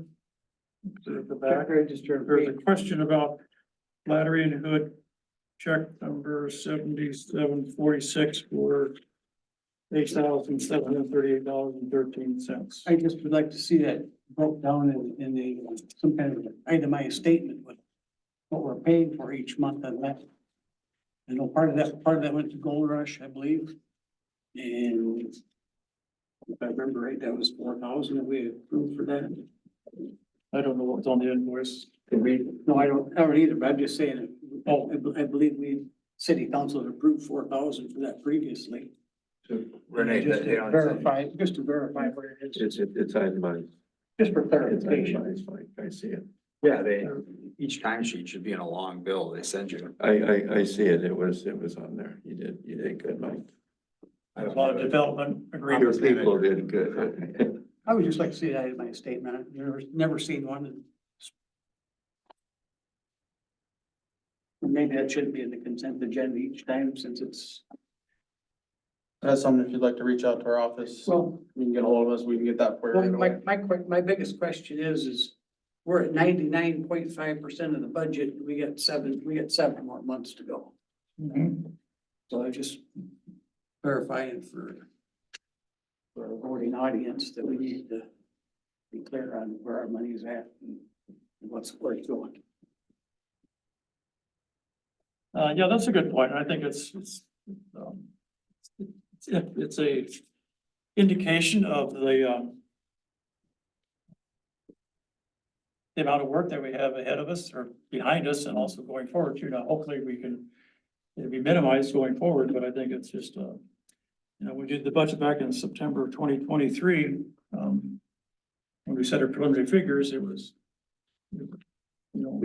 best shot, so. And hopefully any of the stuff in the future, we share with those that are making requests to us, get requests for variance, we have legal fees, we need to kind of pass them forward to those that are making the requests. Right.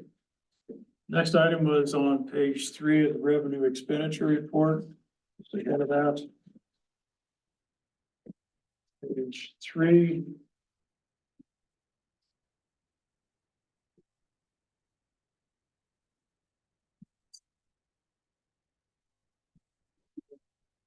$42,305. That's the line that's clarifying the 99.5%. Okay, it's just a high percentage. Yeah, but we've used our budget up. That's what's got me asking about it. That's one on page 3. It's on page 3, it's line 42,305. Are you talking about the legal? Yep, legal fees, and our budget was 27,500. We've already spent 27,366. Right. A phone call and burn that up. Couple phone calls. Couple. Well, at least to clarify. Yeah, right. Couple, one to five. Yeah, so I think on the Hamilton, just a couple comments on it. So on the Hamilton Development Agreement, like, there's gonna be a lot of work that goes into that, but you should be getting, I mean, there's in the agreement, they pay for a percentage of costs for the legal fees, just like engineering fees and other costs. It also, I don't know how much of the current bills are about the personnel policy redraft, and I think that they spent a lot of time on that this month. So that one's gonna be a big one. I mean, there's just a lot going on, so. You know, if you wanna keep costs down, the other thing you could do, I've suggested this previously. Is, you know, you can rearrange your agenda to put the items on that relate to the legal advice first, like in the first hour, and I could leave. I mean, I'm billing you 4 hours to sit here for my agenda item that's second to last, and when we get to it, nobody cares anyway by that time, because it's 11 o'clock at night, 10:30 at night. So that's another idea that I pitched before in years past. Good idea. I think. Well, I would, that's like a personal interest there. It's like, Well, it is for us too, yeah. I get- Dollars and cents, so, yeah. Just to clarify, you know, I sat on the council in 2001 and 2002. And we'd asked the attorney to come in an hour later.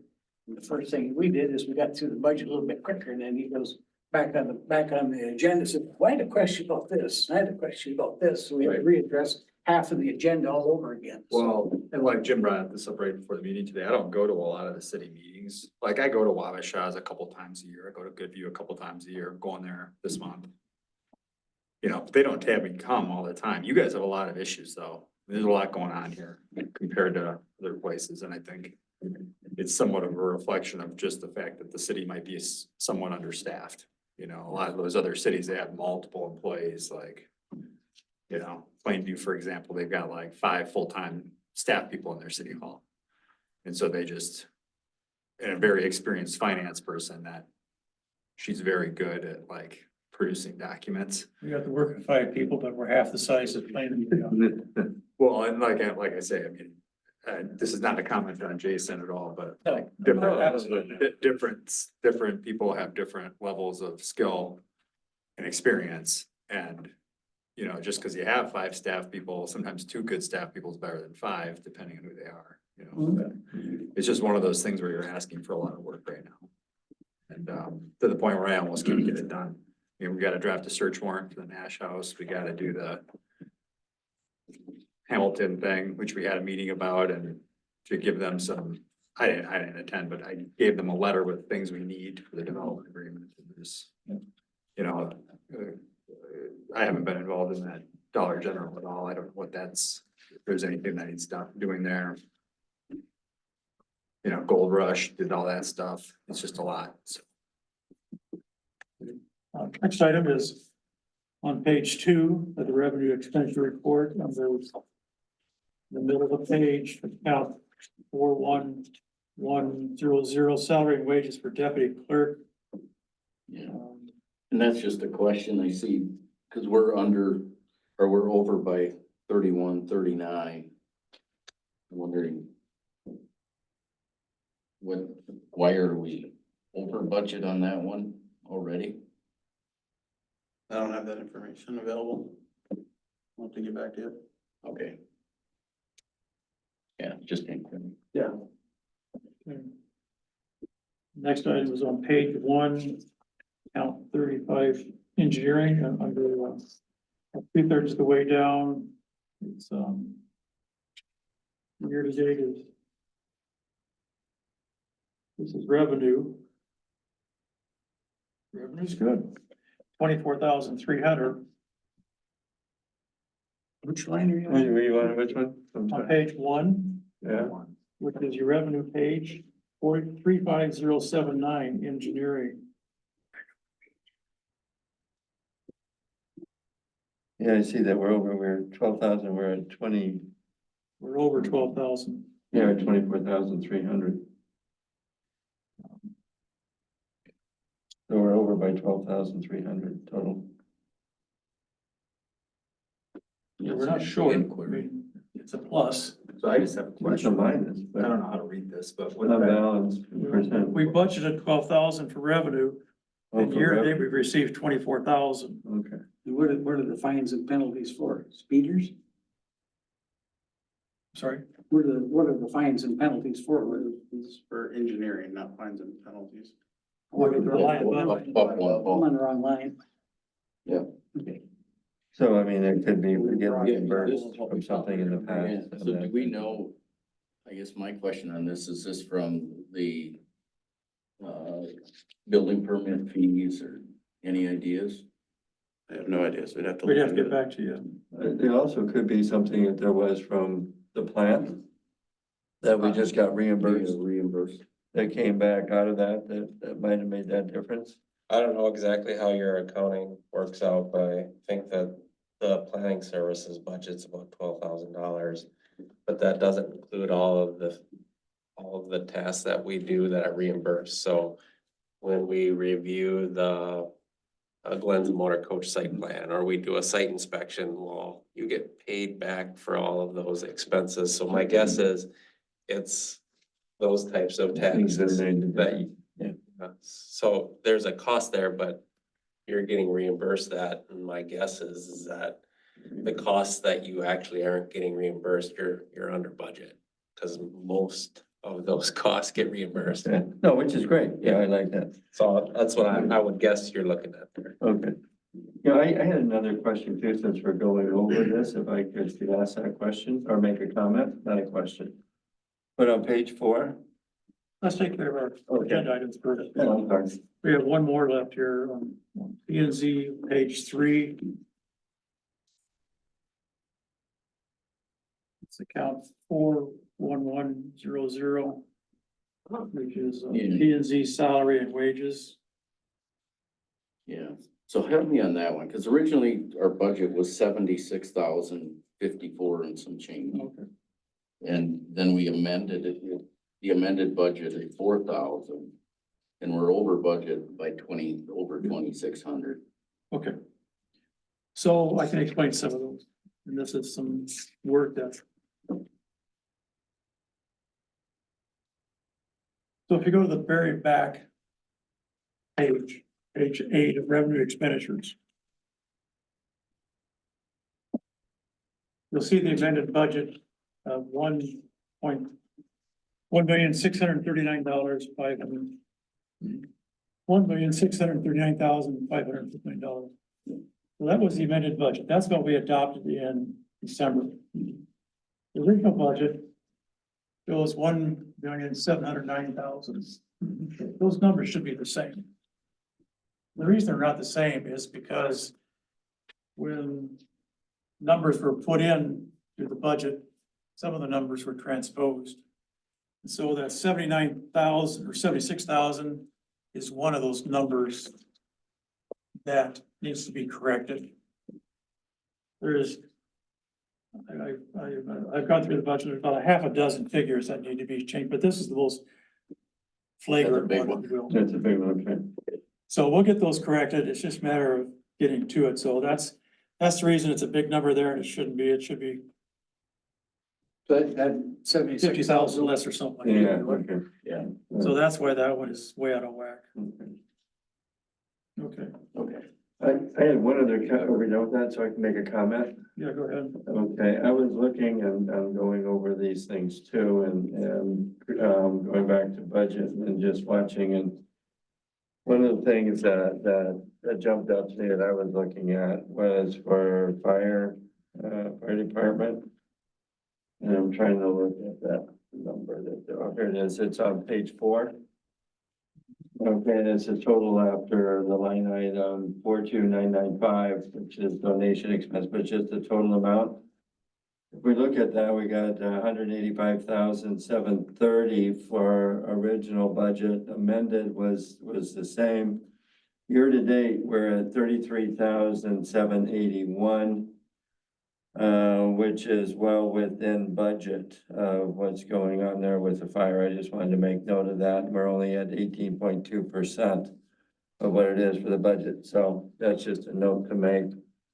First responders, I know we're getting a little bit closer, but it's still, we're at 13%. So originally for first responders, we had 70,417, amended 71,767.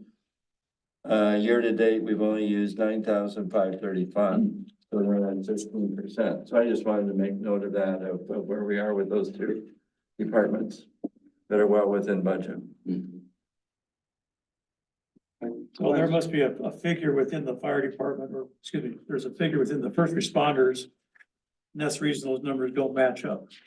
The amended budget is 71,000 and the original says 70,000. They should be the same. They have separate budgets, they wouldn't. Well, no, we're looking at the amended. The amended should be the same as the original, that is what you're trying to say. Oh, but I mean, we're still doing well, is what I'm getting at for the year-to-date actual of being 9,535.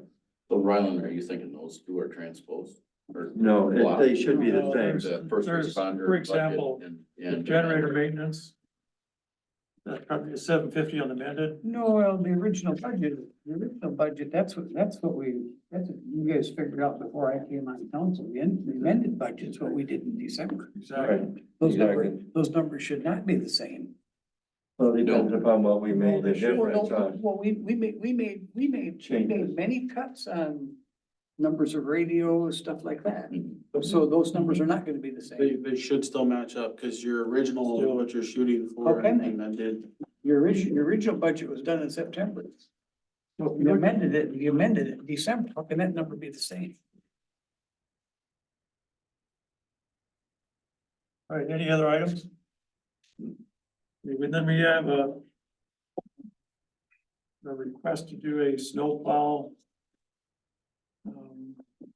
recommendation for RFP for snowplow contractors for a 2-year contract, so. I make a motion, we request city staff to go out and get RFPs for snow removal 2-year contracts. List of snowplow contractors. Does that also include sweeping? Because I know we didn't get any sweeping this year at all. No, we haven't. This is just strictly for snow removal. Sweeping is something Kay and I have been talking about, but because it was a light winter, we didn't have as much sand. And so in a lot of cases, the water is, or the rain's washing the sand off. But there could be some cases, but I think it's gonna all fall within Kane's spending limit, that we can take care of those isolated spots that need to be cleaned up. Yeah, I think it does. Yeah, I just see some of it that I'd like to get cleaned up, so. So, see, do we have a motion for that RFP? I make a motion. I'll second.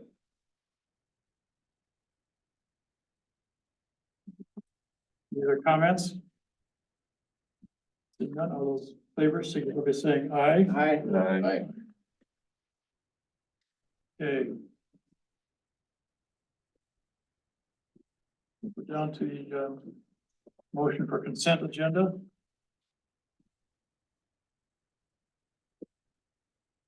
I make a motion, we approve the consent agenda. Is there a second? I second. Any other comments? None, all those in favor, signify by saying aye. Aye.